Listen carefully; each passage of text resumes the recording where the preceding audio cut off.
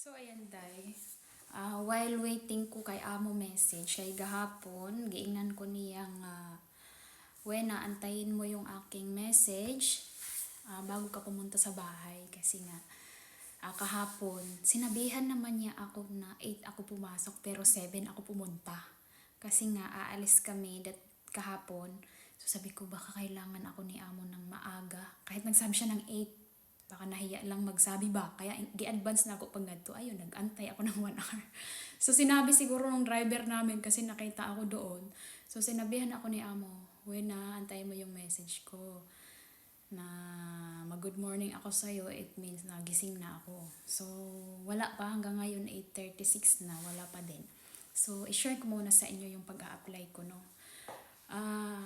Ako kasi nakakatawa.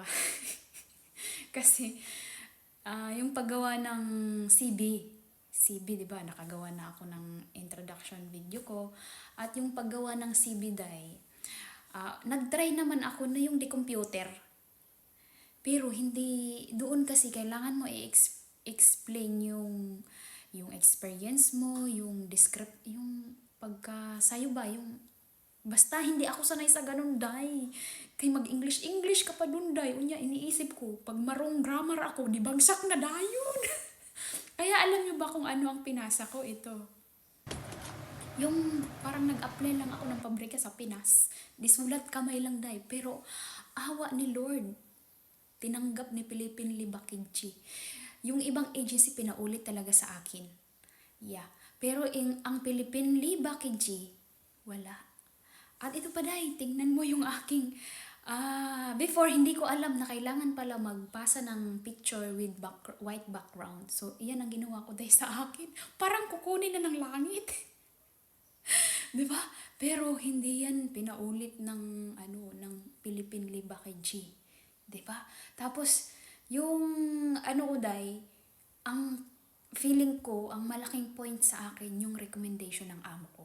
Kasi nakahingi ako ng recommendation sa amo ko sa Hong Kong kasi feeling ko, ang akala nila mag-a-apply din ako sa Hong Kong.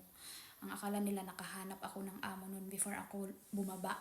Kaya kunyari, nang hingi ako ng release letter na hinihingian ako kunyari ng amo ko na ganito kanya. Awa naman ni Lord, mabait pa rin talaga yung amo ko doon. Binigyan ako. Yeah. Tapos nung in-interview ako nila Ma'am Oljay with my boss dito, nila amo. Yun, in-introduce niya talaga na good to kasi may malaking bagay yung reference. So, plus point yan. Kahit, di ba, yung iba talagang agency, pinaulit sa akin yung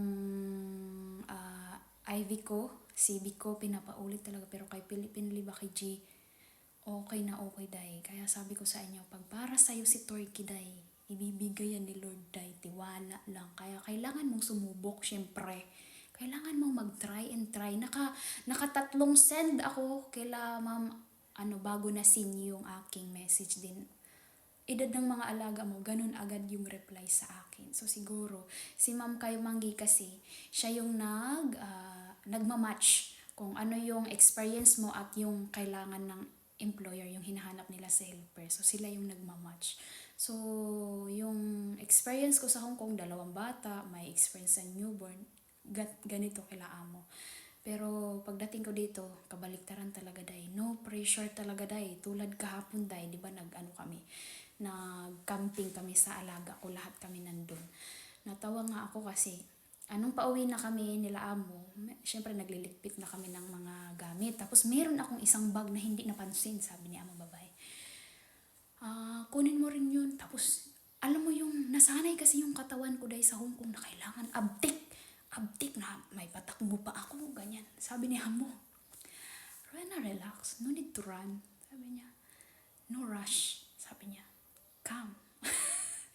Tapos alam mo yun, yan kasi lagi ang napapansin siguro talaga nila kasi from day 1, ingnan ko ka, relax ra. Ingnan yun ko. Kay sa Hong Kong maguday, kinahanglan, why mabakante nga oras? Kailangan may gagawin ka, mabilis. Pero diri, day, matatawa na lang ako na titingnan din ako ni amo na matatawa ako kasi ingnan ko nga ni amo lalaki. No need to run. Relax. No rush. Yung anak, kay patakbo naman ako. No need to rush. Kaya, I'm so blessed talaga sa mga amo ko dahil yan ang masasabi ko. Kaya, sabi ko nga sa inyo, hindi mo malalaman hanggat hindi mo susubukan. Yan talaga yung realization ko dahil sa pag-a-abroad ko dahil. Kaya yung mga mag-a-apply, expect the worst. Expect the worst kasi hindi natin alam yung madadatnan natin dito. So, halimbawa, madatnan mo yung worst na amo, at least ma-convince mo yung sarili mo, oh, ito talaga yung kapalaran mo. So, bonus na lang yung, wow, yung may ganito kang amo. Diba? So, expect the worst. Then, ask yourself bago ka umalis or matanggap or mag-apply na, what if mangyari yung mga ganito, ganyan, ganyan, na mga worst na pwedeng mangyari sa'yo sa bahay ni amo, sa pagdating mo dito. Then, tanongin mo yung sarili, paano mo ba ma-survive? Paano mo? Ganyan, day. Ganyan ako sa Hong Kong, day. Diyos ko, day. First time ko pa yun na day, na pag-OFW. Maraming beses na umiiyak, pero ayaw kong sumuko, day. Kaya paano na lang yung pangarap ko na bahay, lupa? O, diba? Tapos yung iniwan ko na trabaho, kahit papaano okay naman yung trabaho ko nun sa Pinas, regular na ako. So, hindi pwedeng sumuko. Okay lang umiyak kasi pag nasa, kailangan mo talagang i-release. Yan, minamarites ko din talaga. Sa YouTube ako before, nagkwento, ganyan. So, minsan nagsiself-pity tayo, naaawa tayo sobra sa sarili natin. Pero, remember, day, na may mas worst pa na nararanasan. Dati nung kinakalmot ako lagi ng alaga ko dahil na ang hapdi-hapdi ng mukha ko dahil. Tapos may nabasa akong post na tinadyakan siya na may something na sa ribs niya, napadoktor siya. Sabi ko, buti na lang, kalmot lang yung akin. O, at least na kung yung nagsiself-pity ka kasi, may mas worse pa pala, may mas malala pa palang sitwasyon. So, maaano mo yung sarili mo, mako-convince mo. Maliit na lang to, ganyan. Kaya nga sinasabi ko, dapat pag nag-abroad ka dahil kailangan, ikaw mismo sa sarili mo ang may gusto. Hindi yung natulak ka lang. Yan ang sinasabi ko talaga kasi pag hindi mo kagustuhan talaga ang mag-abroad, kunting hirap lang dito, uuwi ka na agad. Kunting hirap lang dahil susuko ka na agad kasi hindi ikaw mismo ang may gusto. Diba?